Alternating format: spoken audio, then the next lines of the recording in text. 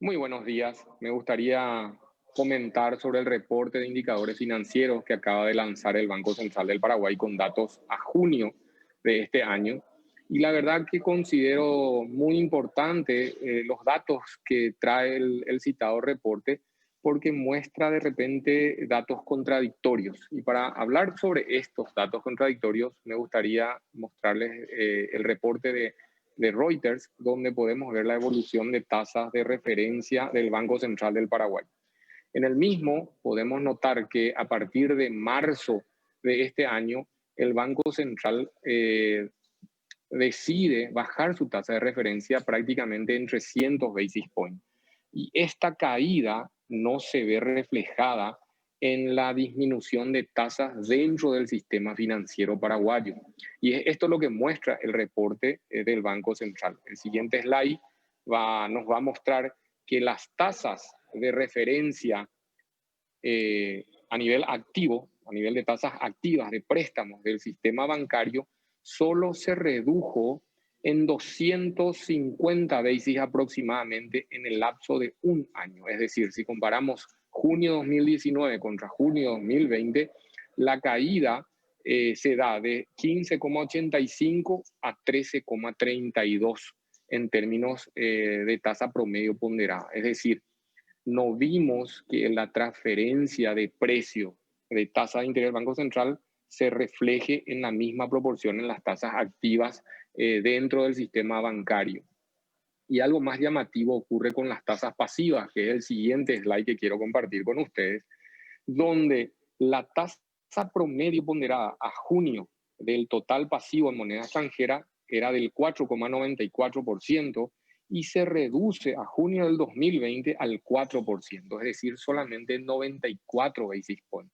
Esto nos muestra a las claras que el costo de fondos está determinado no por la tasa de referencia del Banco Central, sino por el nivel de liquidez. El mercado reconoce que hay un exceso de liquidez y obró en consecuencia, pero no en la misma cuantía que la baja que produce el Banco Central del Paraguay. Entonces, esto es un signo claro de que cuando la liquidez vuelva a normalizarse producto de la restitución de niveles normales de encaje legal, más el nivel que va a tener producto de las ventas que está haciendo el Banco Central al mercado cambiario, probablemente volvamos a tener niveles de tasas superior a las que estamos teniendo en estos momentos.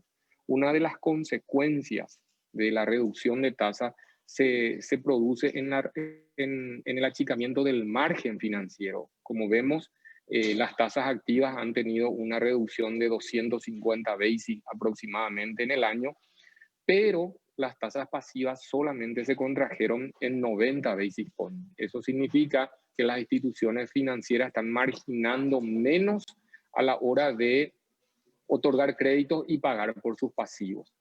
El siguiente slide que tengo para compartir nos muestra la evolución de tasas promedio moneda extranjera.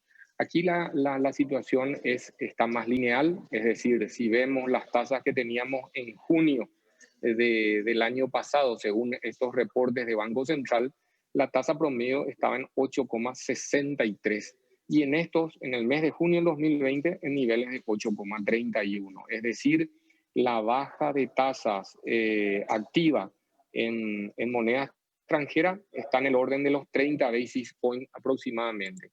Y si comparamos esto con la reducción de tasas pasivas, promedio tasas pasivas, la situación va de 2,88 a 2,57, que es el último slide que comparto con ustedes, donde también la reducción de puntos básicos es similar a la que se tuvo en las operaciones activas.